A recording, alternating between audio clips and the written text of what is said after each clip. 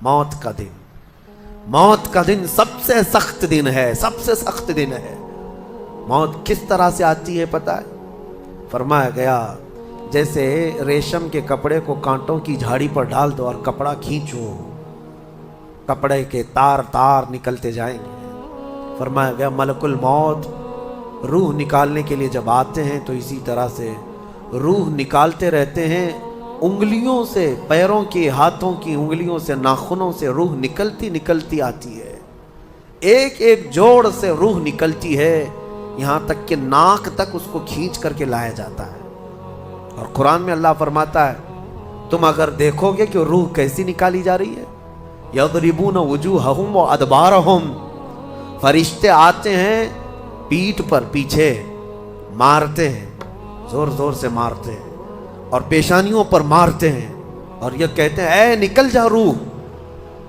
अल्लाह फरमाता है तुम अगर देखोगे कि फरिश्ते किस तरह रूह निकालते हैं तो कांप कर रह जाओगे।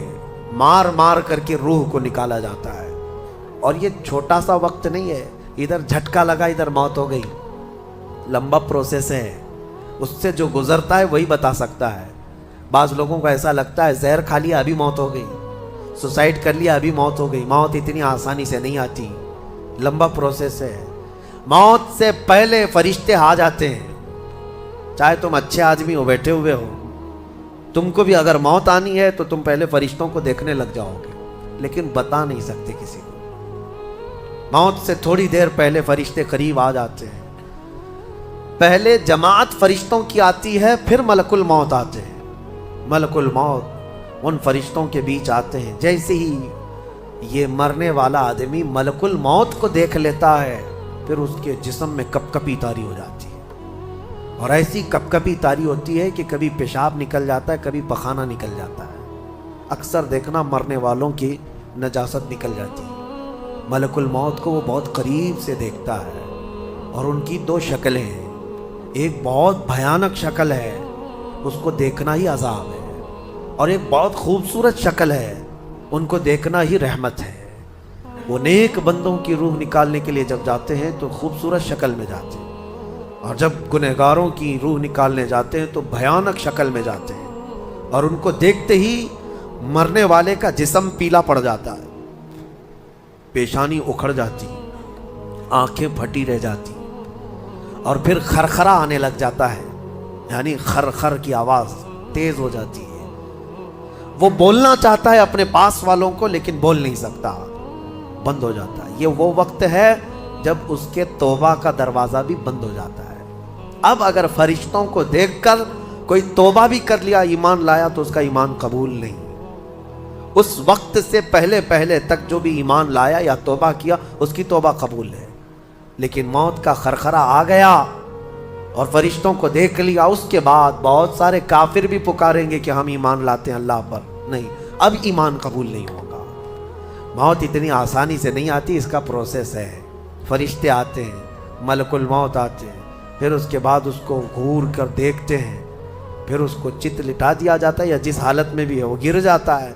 खड़ा है तो गिरता है, बैठा है तो गिरता है, मौत आने से पहले लुढ़क जाता है।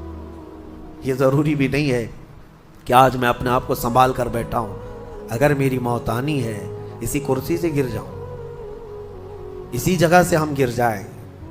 और उसके बाद मलकुल मौत रूह खींचना शुरू करते हैं। पैरों के नाखूनों से लेकर, हाथों के नाखूनों से लेकर, उसके जिस्म के हर हिस्से से लेकर नाक तक खींचते हुए लाते हैं। और उसके बाद जब पूरी रूह निकल जाती है, वो लेकर के चलते रहते हैं और मुर्दा उनको जाते हुए देखता रहता है। आंखें सबसे लास्ट में खुली रहती, किसी भी मरने वाले की आंखें बंद नहीं रहती, खुली रहती, वो देखता रहता है। इसीलिए हदीस पाक में है, जब किसी की रूह निकल जाए तो सबसे पहले तुम उसकी आंखें बंद कर दो। हमें बंद करना होता है, और उसके बाद मुंह भी खुला रह जाता है, मुंह ओपन रह जाता है। फरमाया गया मुंह को दबाकर बंद कर दो। ये सब निशानियां हैं मेरे अजीज़ों मौत की, सख्तियों की। आपको पता है जब रसूल करीम सल्लल्लाहु तआला अलैहि वसल्लम की वफ़ात आई, अल्लाहु अकबर, नज़ा का आलम इतना सख्त था कि बार बार हुजूर अकरम सल्लल्लाहु अलैहि वसल्लम को पूरे पानी के मटके उंडेल दिए जा रहे थे। 3-3 मटके हुजूर पर उंडेल दिए। موت سے پہلے، اور حضور اس کے بعد تھوڑا آرام محسوس کرتے اور پھر شدت کا بخار، اور وہ آخری وقت تھا جب حضرت فاطمہ آپ کے پاس آئی تھی۔ حضور نے ان کے کان میں بتا دیا، وہ رونے لگ گئی۔ کیا کہا تھا؟ حضرت فاطمہ کہتی ہیں حضور نے فرمایا اے فاطمہ اب میں جا رہا ہوں، میرا آخری وقت ہے۔ پھر ایک دوسرے کان میں ان سے کہا میرے خاندان میں سے سب سے پہلے تم مجھ سے ملنے والی۔ آج یوم فاطمہ بھی ہے، سیدہ کائنات کا آج یوم وصال ہے، 4 رمضان المبارک۔ تو رسول کریم صلی اللہ تعالیٰ علیہ وسلم حضرت عائشہ صدیقہ کے سینے سے سر لگا کر لیٹے ہوئے تھے۔ حضرت عائشہ فرماتی ہیں سنو، مجھے پتہ ہی نہیں تھا۔ حضور حضرت عائشہ سے زیادہ محبت کرتے تھے، اسی لیے آخر وقت میں حضرت عائشہ کے ہی حجرے میں رہنے لگے، باقی دوسری بیویوں کیا نہیں جاتے۔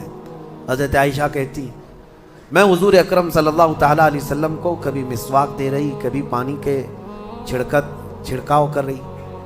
تھوڑی دیر کے بعد حضور اکرم صلی اللہ تعالیٰ علیہ وسلم لیٹے لیٹے اسی طرح رہ گئے۔ حضرت عائشہ کہتی ہے میرے سینے پر حضور کا سر تھا، وہ اتنا بھاری ہو گیا مجھے لگتا تھا کہ میری پسلیاں ٹوٹ جائیں گی۔ یہ حضرت عائشہ کہتی ہے مجھے ایسا لگتا تھا کہ میری پسلیاں ٹوٹ جائیں گی۔ ہوا کیا تھا؟ حضرت عائشہ فرماتی ہیں دروازے پر جبرائیل امین آئے، روح نکلنے سے پہلے کی بات ہے۔ حضرت عائشہ فرماتی ہیں حضور کے پاس جبرائیل آخری بار آئے، وہ غمگین حالت میں آئے یا جس حالت میں ہوں۔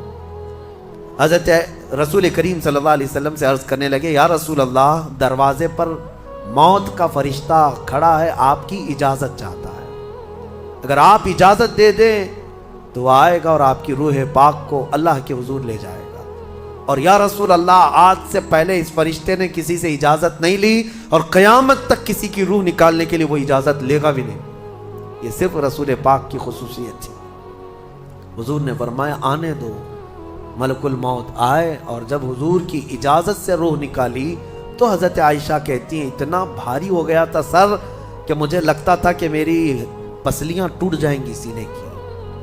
اور اس کے بعد حضرت عائشہ فرماتی ہیں میں نے حضور کے سر مبارک کو نیچے کی طرف کیا، مجھے پتہ بھی نہیں تھا کہ حضور کا انتقال ہوا۔ میں حضور اکرم صلی اللہ علیہ وسلم سے باتیں کرنے میں مصروف تھی، اسی میں حضرت ابو بکر صدیق حجرے میں آئے، پوچھا عائشہ کیا حال ہے حضور کا؟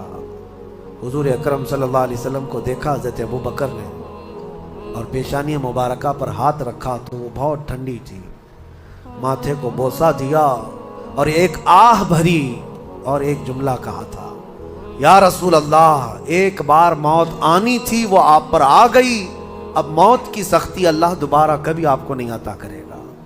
موت کی سختی کیونکہ حضور کو انہوں نے دیکھا تھا، کئی دنوں سے تکلیف تھی، 13 دن تک حضور پاک صلی اللہ علیہ وسلم کو تکلیف تھی، 13 دن تک۔ حضرت ابو بکر کہتے ہیں یا رسول اللہ اب موت کی سختی دوبارہ کبھی نہیں آئے گی، جو اللہ کا وعدہ تھا وہ پورا ہو گیا۔ پورا کھل کر کے رو بھی نہیں پا رہے تھے ابو بکر صدیق اور اپنے اندر دبا بھی نہیں پا رہے تھے۔ موت کی سختی انہوں نے دیکھا اور اس کے بعد کہا اے عائشہ کیا دیکھ رہی ہو، اللہ کے رسول ہم سے رخصت ہو چکے ہیں۔ پھر انہوں نے آ کر مسجد میں اعلان کیا اے لوگو اللہ کے نبی کا انتقال ہو چکا۔ اب مجھے یہاں یہ بتانا ہے اگر موت سے کوئی بچ سکتا تھا تو سب سے پہلا نمبر تو رسول اللہ کا ہونا چاہیے تھا، کیونکہ اللہ کے سب سے محبوب نبی وہی ہیں۔ جب رسول پاک صلی اللہ تعالیٰ علیہ وسلم کو بھی موت آئی تو میاں ہمارا اور تمہارا شمار نہیں، چاہے 100 سال زندگی مل جائے لیکن مرنا ضروری ہے۔ بہرحال یہ باتیں بڑی طویل ہو جائیں گی، موت کا تذکرہ اس لیے بھی میں زیادہ کرتا ہوں کہ حدیث پاک میں ہے مومنوں کو یہ تذکرہ کرو تاکہ ان کو گناہوں سے نفرت پیدا ہو جائے اور آخرت کے سفر کی تیاری وہ شروع کریں۔ اللہ کریم ہم سب کو دنیاوی خرافات سے محفوظ فرمائے، دنیا کی لذتوں سے اور یہ فانی خرافات میں مبتلا ہو کر آخرت بھولنے سے اللہ ہماری حفاظت فرمائے۔ مولا کریم جب ہماری موت آنے کو ہو تو ہماری زبانوں پر کلمہ طیبہ جاری فرما دے۔ رب ذوالجلال موت سے پہلے تیرے حبیب پاک کے چہرے کی زیارت نصیب فرما۔